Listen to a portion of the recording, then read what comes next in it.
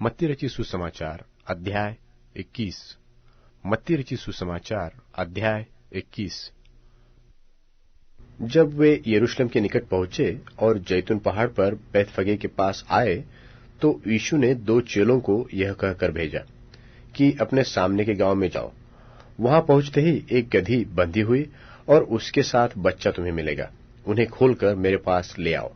यदि तुमसे कोई कुछ कहे तो कहो कि प्रभु को इनका प्रयोजन है, तब वह तुरंत उन्हें भेज देगा।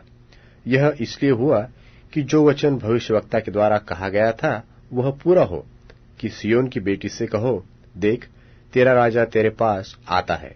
वह नम्र है और गधे पर बैठा है, वरन लादू के बच्चे पर। चेलों ने जाकर जैसा यीशु ने कहा था वैसा ही किया, और गधी और बच्चे को लाकर उन पर अपने कपड़े डाले, और वह उन पर बैठ गया।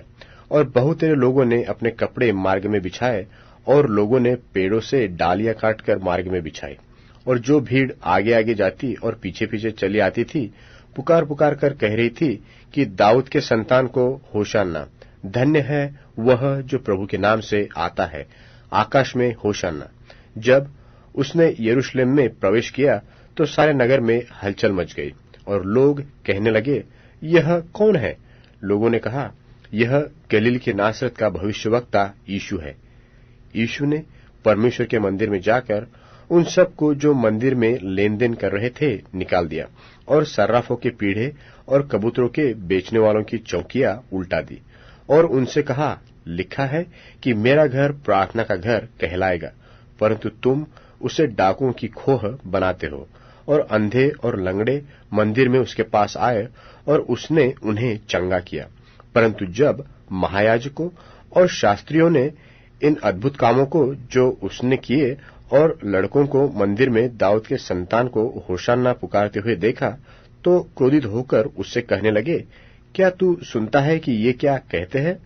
यीशु ने उनसे कहा, हाँ, क्या तुमने यह कभी नहीं पढ़ा कि बालकों और दूध पीते बच्चों के मुंह से तूने स्तुति सिद्ध कराई? तब वह उन्हें छोड़कर नगर के बाहर बैतनिय्याह को गया और वहां रात बिताई। भोर को जब वह नगर को लौट रहा था तो उसे भूख लगी, और अंजीर का एक पेड़ सड़क के किनारे देखकर वह उसके पास गया, और पत्तों को छोड़कर उसमें और कुछ न पाकर उससे कहा, अब से तुझमें फिर कभी फल न लगे।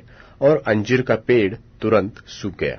यह देखकर चेलों ने अचंभा किया और कहा, यह अंजीर का पेड़ क्यों कर सूख गया? यीशु ने उनको उत्तर दिया कि मैं तुमसे सच कहता हूं, यदि तुम विश्वास रखो और संदेह न करो, तो न केवल यह करोगे जो इस अंजीर के पेड़ से किया गया है, परंतु यदि इस पहाड़ से भी कहोगे कि उखड़ जा और समुद्र में जा पड़, तो यह हो जाएगा। और जो कुछ तुम प्रार्थना में विश्वास से मांगोगे वह सब तुमको मिलेगा।